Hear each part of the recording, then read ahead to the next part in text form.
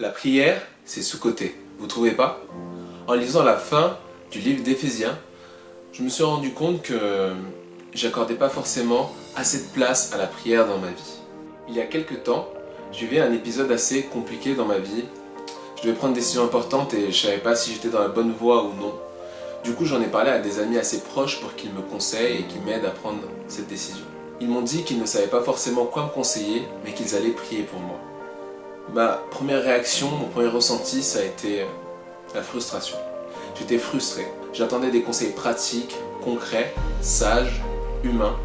Et eux, la seule chose qu'ils pouvaient faire, c'était prier pour moi.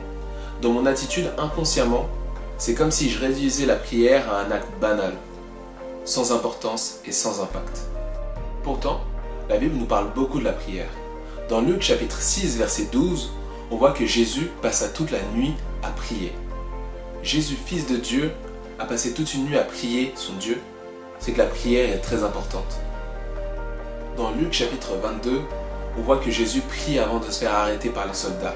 Et il dit au verset 40, « Priez pour ne pas céder à la tentation ». Dans 1 Thessaloniciens 5, verset 16, il est écrit « Priez sans cesse ». Il y a tellement de passages qui parlent de la prière dans la Bible que nous ne pouvons pas douter de son importance dans la vie chrétienne.